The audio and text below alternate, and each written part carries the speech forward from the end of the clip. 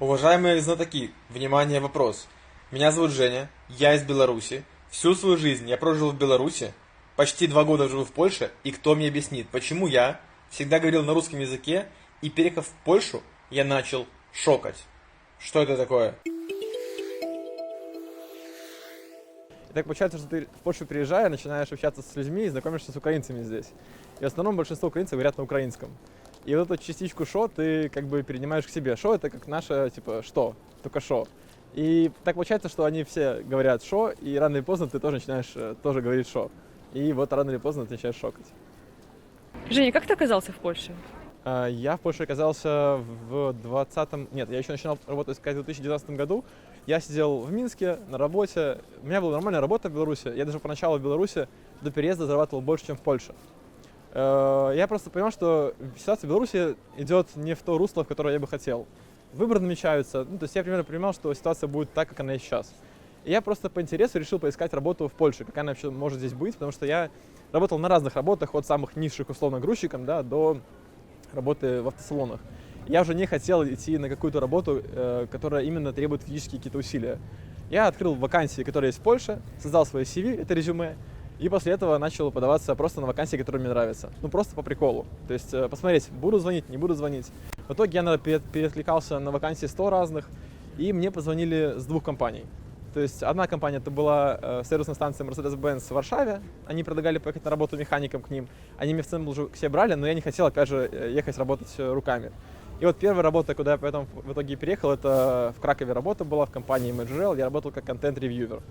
То есть позвонили, я прошел первое собеседование по приколу, просто думаю, заодно свой английский потестирую, как бы просто самообучение. Потом второе собеседование, третье, и мне звонят в Рождество 2019 года, это было как раз Рождество католическое, говорят, вы как бы приняты, можете к нам приезжать. Ну и все, в итоге февраль 2020 года я уже здесь с чемоданчиками и переехал. Что тебя поразило здесь, наверное, первое впечатление по сравнению с Беларусью? Наверное, первое впечатление, то, что я больше всего помню, это люди, которые вокруг тебя, даже банально соседи. Я не знаю, как у кого, но вот у меня такого в Беларуси, допустим, не было, чтобы соседи, которых ты даже не знаешь, между собой здороваются, общаются. Такого не было, как-то было все больше закрыто. А здесь мы только приехали и заселились в новую квартиру, по факту съемную. Соседи нас не знают, и они с нами здороваются все, что-то улыбаются. То есть как-то было очень непривычно, потому что дома такого не было. Хотя я там жил в Минске, в этом доме там 10 лет, и я соседей многих в глаза видел, но мы не здоровались никогда. А здесь все соседи тебя как-то так приветствуют, и казалось, как-то это непонятно вообще для меня. Какая-то такая дружелюбность не ясна была. Потом нормально, я уже сам привык, уже сам человека не знаю, уже здороваюсь на автомате, типа привет. И все, что я знал о Польше, точнее о жизни и работе в Польше, это из интернета и из знакомых людей. То, что в Польше люди из СНГ, из Украины, из Беларуси, из России третий сорт, и что мы здесь чернорабочая сила для поляков, и что нормальной работы я здесь не найду. Я буду работать либо на трускавках, либо на складе, либо на стройке, либо 1000 часов в день, и я буду постоянно как шнырь, просто как чернорабочая лошадка. И спустя 1,5 года я вам скажу одно, ребята, просто шлите нахрен таких советчиков. Я, когда еще думал о переезде, всегда слышал о том, что много блогеров-украинцев здесь в Польше, и все они говорят одно и то же, что типа мы все приезжаем, мы здесь какие-то чернорабочие, у нас невозможно в Польше найти нормальной работы. Я подумал, что как-то это звучит неправда, потому что у меня первая сестра здесь уже давно живет, и она сразу поехала на нормальную работу, и она не работала руками. И суть в том, что в Польше очень много разных корпораций, которые обслуживают какие-то продукты разные. Это может быть PayPal, может быть Google проекты, Facebook и так далее. То есть эти компании, они работают на русский рынок. И по факту для работы там нужно иметь русский язык и английский. Английский в основном только коммуникативный, чтобы просто в команде общаться, потому что в основном твоя вся команда — это русскоязычная, а менеджмент может быть на английском. Все, то есть только банально для этого. И они набирают белорусов, украинцев специально на проекты, потому что им нужны native спикеры для этих проектов. И таких работ на самом деле в Польше очень много.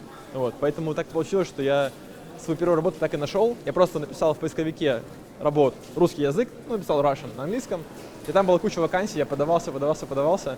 И так в итоге нашел свою первую работу, и по факту она и была на русском языке. То есть у меня была русская команда, у нас было 40 человек людей, которые говорят на русском, это были украинцы, россияне, белорусы. И мы работали на русском проекте, только в команде, когда у нас были какие-то митинги общие, у нас все было на английском языке. И тренинги на английском языке были.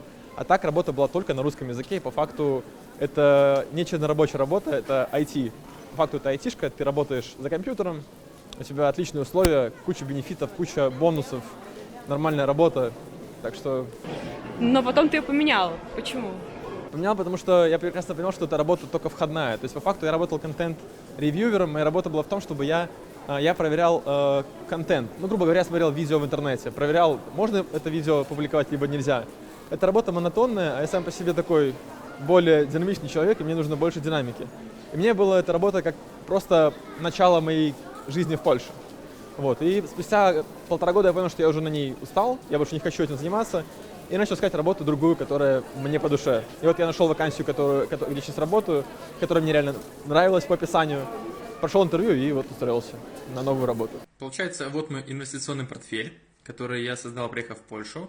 И я замазал всю сумму, оставил только проценты, чтобы понимали, какой уровень, скажем так, дохода. Смотрите, у меня всего 4 компании, это Apple, EPAM, Disney и Uber. И по всем этим компаниям разные показатели. Допустим, Disney и Uber, они пошли, видите, вниз. А что касается Apple и EPAM, то они пошли в рост. Это называется, в принципе, портфель и диверсификация, потому что что-то вниз, что-то вверх, а в итоге мы получаем плюс. Получается, что за полгода, то, что я держу эти акции, у меня уже вышло 24% на прибыль. То есть, получается, я еще их не снял, потом нужно, конечно, будет заплатить подоходный налог, но пока 24%. Ты в своих роликах рассказываешь про инвестиции. Как ты к этому пришел, и есть ли у тебя в этом деле уже какие-то успехи? Я к этому пришел в том плане, что всегда мне было интересно, чтобы в конце своей жизни понимать, что я какие-то деньги сохранил, потому что я не рассчитываю в этой жизни на какую-то там пенсию, да, что я проснусь там стариком, и у меня будет хорошая пенсия. Я предпочитаю рассчитывать на себя и решил потихонечку этой темой интересоваться, инвестиции, куда можно деньги вложить. И так получилось, что я пользовался банком Revolut и тупо для путешествий, потому что там очень классные курсы, очень удобный само приложение очень удобное, и там такая опция есть инвестирование. Я попробовал пару акций купить и просто подержать там буквально 3 месяца. Увидел, что они подросли. Окей, я уже больше почитал информации, посмотрел в интернете роликов и как бы начал уже более грамотно как-то составлять свой портфель. И это уже был мой первый опыт. И потом уже там спустя еще какое-то время я открыл еще дополнительные брокерские счета в других местах. И тоже уже покупал другие инструменты, не только акции, уже там и ETF, и индексы. То есть и потихонечку там разбираюсь, чтобы... Ну, в итоге так и получилось, чтобы я в конце своей жизни не рассчитывал на пенсию, а надеюсь, что эти компании вырастут, как бы, и это будет мой доход. ТикТок и YouTube, что это для себя? YouTube у меня это была как история о том, что рассказать людям, что в Польшу можно приехать и работать на нормальной работе. Я очень хотел, потому что очень много людей, которые сюда переезжают, начинают свой YouTube. Это круто, на самом деле, это правильно. Но у всех одна повестка — это то, что приезжаем сюда, у нас здесь, значит, 20 часов рабочий день, 4 часа на сон, и опять пошел по кругу. То есть и люди, когда это смотрят, они в шоке, что так можно жить, и что тут в Польше мы чернорабочие, на самом деле. Я хотел показать свою историю, что она другая, что тут можно на самом деле приехать нормально работать, нормально адаптироваться, нормально здесь друзей завести и хорошо жить. И в принципе так и получается, что я это рассказываю, и очень приятно, что по итогу мне люди потом пишут, что я посмотрел твой ролик, допустим, год назад, очень полезная информация, я в итоге реально переехал, на нормальную работу устроился и работаю тут в какой-нибудь корпорации, опять же, на позиции, которая требует русский язык и английский. И вот, в принципе, это такой был посыл, поделиться своим опытом, чтобы люди приезжали сюда тоже, не боялись каких-то сложностей и работы. В твоих роликах на YouTube за твоей спиной висит БЧБ флаг. Что это для тебя значит? Я этот флаг повесил, и самый прикол в том, что это по факту это не БЧБ флаг, я его не купил сразу таким, я купил 2 польских флага, как-никак там тоже есть красный и белый, я просто расшил и сшил вместе 2 этих флага. Я это сделал тогда, когда начались все эти, конечно же, ситуации в Беларуси, и после этого всего я его, он просто лежал на полке, и в итоге я в какой-то момент просто как-то понял для себя, что, в принципе, это для меня символ того, что Беларусь тоже претендует на такой же нормальный уровень жизни, как и Польша. Действительно, я здесь живу уже не первый год и понимаю, что тут реально очень комфортно жить. И я бы действительно хотел бы всего этого видеть у себя дома в Беларуси, потому что я не исключаю тот шанс, что если что-то в Беларуси поменяется, я туда могу вернуться. Этот я шанс не исключаю, и для меня это такой как символ, что все-таки Беларусь может быть тоже в таком же направлении, как Польша, развиваться и быть совсем в другом пути развития, чем у нас сейчас есть.